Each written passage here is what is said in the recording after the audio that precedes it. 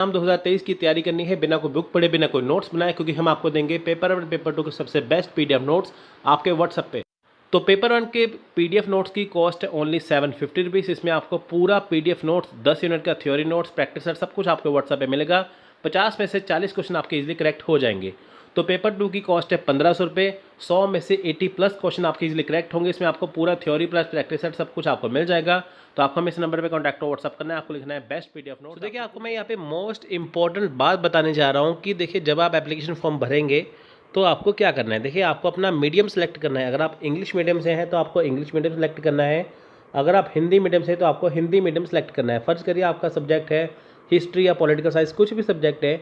अगर आप हिंदी में आपको अच्छा लगता है, आप हिंदी में अगर आप एक्सपर्ट हैं, तो आपको हिंदी यहाँ पे चूज़ करना है। और जो मीडियम आपने चूज़ किया है तो आपको यहाँ पे देखिए, यहाँ पे बताया ना, candidate required to answer in the medium as per option exercise in the application form.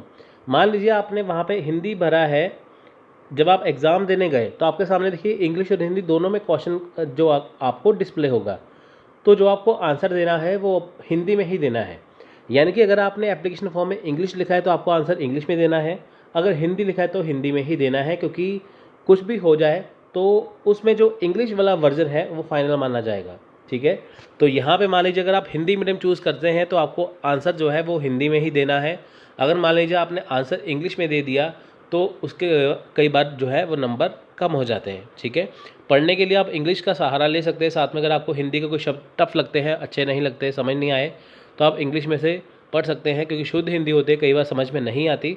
तो अगर आप इंग्लिश में समझ गए हैं तो आपको उसका आंसर हिंदी में देना है।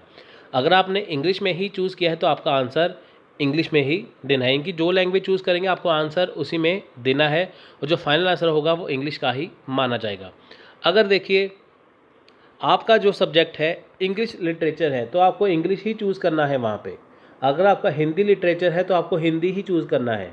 अगर आपको कोई अदर सब्जेक्ट है ना, फिर आपको वहाँ पे चूज़ करना होगा अपने सब्जेक्ट के अकॉर्डिंग। ठीक है, यहाँ पे देखिए कोई भी नेगेटिव मार्किंग नहीं है, there is no negative marking for incorrect response. अगर आप देखिए 150 क्वेश्चन है, सभी करेक्ट कर देते हैं तो उसमें कोई भी देखिए नेगेटिव मार्किंग नहीं है, सबके 2-2 नंबर मिलेंगे आपको। ठीक है, सभी अगर आप सही करते हैं तो आप आंसर को देखिए, अगर आपने देखिए कोई क्वेश्चन अनआंसर किया है, अनअटेम्प्ट किया है, मार्क रिव्यू के लिए रखा है क्वेश्चन के जो पेपर करते हैं, तो उसका आपको नंबर नहीं मिलेगा। आपको कोई ना कोई ऑप्शन चूज़ करना होगा तभी वो करेक्ट माना जाएगा। तो मीडियम चूज़ करना बहुत ज़्यादा ज़रूरी है। अगर आपने जो मीडियम चूज़ किया है तो आपको उसी में दिखेगा। ठीक है, यानी कि अगर आप हिंदी में चूज़ करते हैं, देखिए दिख जाएगा आपको इंग्लिश में भी, साथ में वो हेल्प के लिए है, लेकिन आपका जो आंसर है वो आपको उसी में ही देना होगा जो आपने एप्लीकेशन फॉर्म भरते हुए जो अपना मीडियम चूज़ किया है। ठीक है, ये बहुत बड़ी आपको मैंने बात बताई है। ठीक है, आप इसे ध्यान में रखिए, तो आपको यहाँ पे कोई भी एग्ज़ाम करते हुए दिक्कत नहीं आएगी। सो ये थी आज की वीडियो। अगर आपको वीडियो अच्छी लगी है लाइक करिए, शेयर करिए, और ऐसे ही नॉलेजेबल वीडियो के लिए सब्सक्राइब करिए स्टडी भारत यूट्यूब चैनल, साथ में बेल आइकन प्रेस करना मत भूलिए। सो टेक केयर, जय हिंद, जय भारत।